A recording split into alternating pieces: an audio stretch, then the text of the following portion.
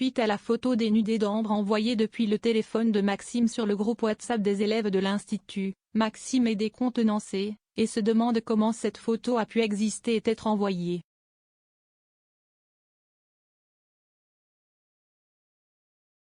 Avant le début du cours de cuisine, il demande à Ambre comment cette photo qu'il assure n'avoir ni prise, ni envoyée s'est retrouvée dans la conversation groupée des élèves.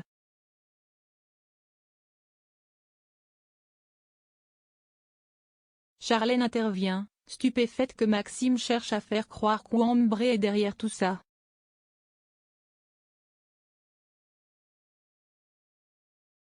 Ambre assure à Maxime qu'elle ne le laissera pas l'humilier.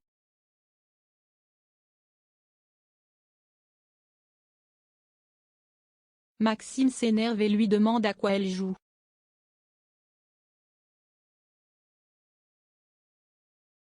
Sur cette altercation, Claire Guinaud arrive et ordonne à Maxime de retourner à sa place pour le début du cours.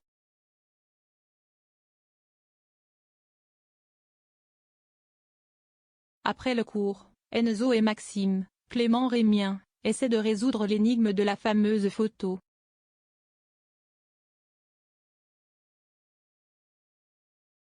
Maxime émet l'hypothèse qu'Ambre ait bénéficié de la complicité de Solal, Benjamin Douba Paris.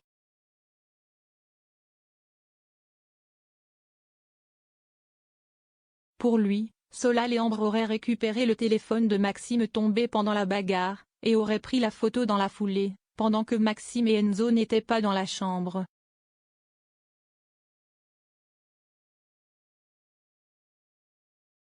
Charlène arrive et interrompt de ce fait la discussion.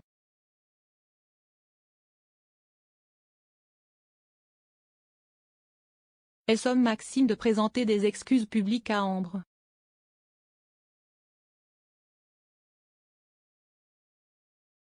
Le jeune homme assure à la fille de Tessier qu'il n'a pas pris ni envoyé la photo.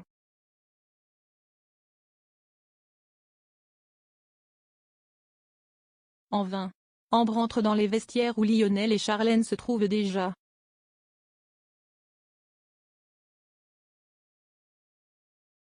Alors qu'elle demande à Lionel si elle en a encore pour longtemps pour se changer, elle est trop claustrophobe pour se changer dans les cabines, Lionel la provoque en lui disant que tout le monde l'a déjà vue nue.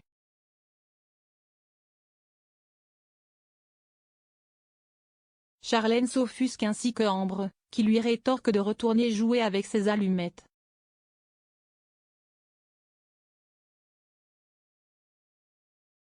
Après le départ de Lionel, Charlène se confie à Ambre sur le chantage à la sextape dont elle a été victime.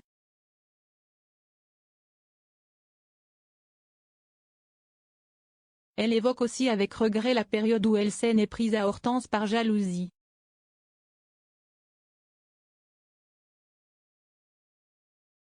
La jeune femme dit à Ambre qu'elle a tout son soutien.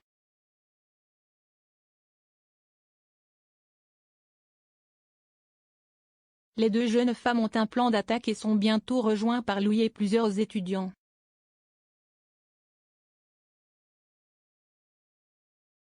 Tessier surprend Elliot qui danse dans le parc.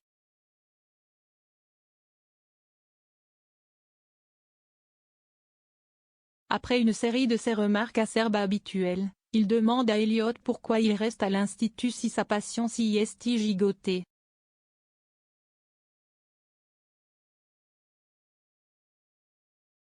Le jeune homme explique au directeur qu'il s'agit simplement de sa deuxième passion et que cela l'aide à se détendre.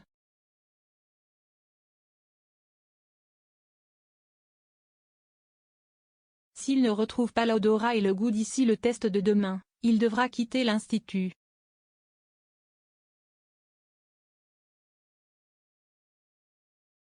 Hortense a fait des recherches sur la rééducation olfactive et gustative.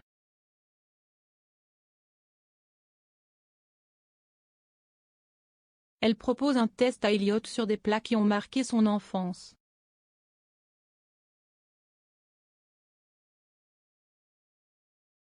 Alors qu'il replonge dans ses souvenirs, il goûte les crêpes de sa mère et y sent l'odeur de la fleur d'oranger.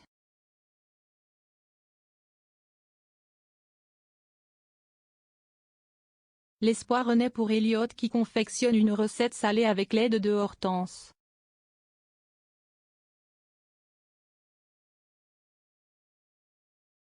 En cuisine, Jasmine se brûle l'avant-bras alors qu'elle sort une tourte du four.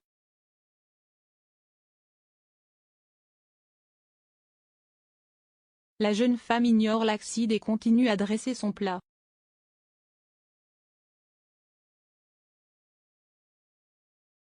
Clotilde insiste pour qu'elle aille à l'infirmerie.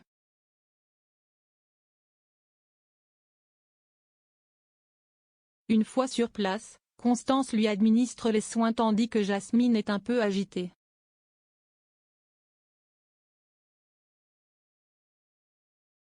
Plus tard dans le parc, Rose remarque le bandage de Jasmine.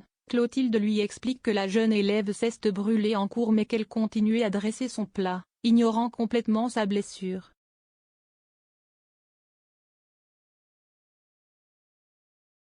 Cette anecdote sonne familièrement dans les oreilles de Rose qui est sûre de reconnaître un des symptômes de la phase maniaque, pendant laquelle les personnes bipolaires se sentent invincibles et minimisent la douleur.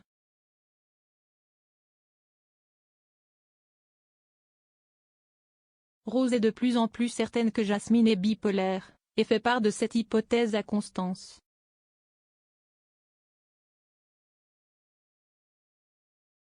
Elle suggère à l'infirmière d'appeler ses parents ou la personne à contacter en cas d'urgence, afin d'avoir des informations sur ses antécédents médicaux.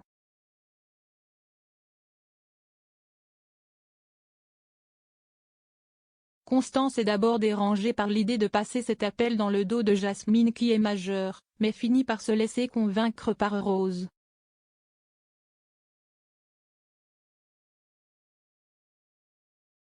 Alors qu'elle appelle la mère de Jasmine, elle constate qu'il s'agit d'un faux numéro.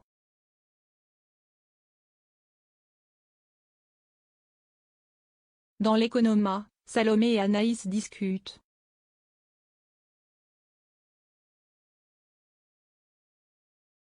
Célia écoute leur conversation.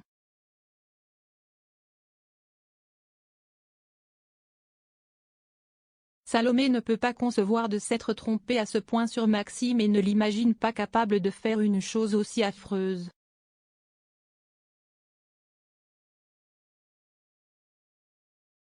Anaïs considère que les faits parlent d'eux-mêmes.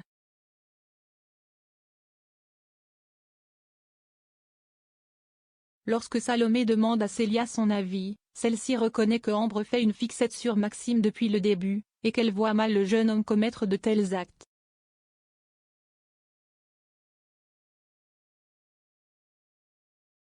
Salomé a une discussion avec Maxime, qui lui jure qu'il n'a pas envoyé cette photo, et la supplie de le croire.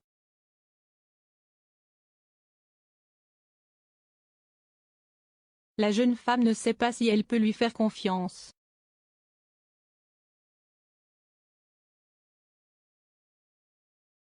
Le couple est rejoint par Enzo qui vient chercher Maxime pour l'alerter. Plusieurs élèves sont réunis dans le parc et scandent Major harceleur, Major protégé.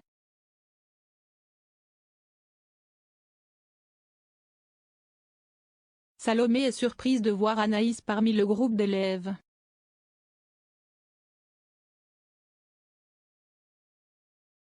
Maxime interpelle Ambre et lui demande si elle a organisé tout ça par folie ou parce qu'elle est en colère qu'il ne l'aimait pas.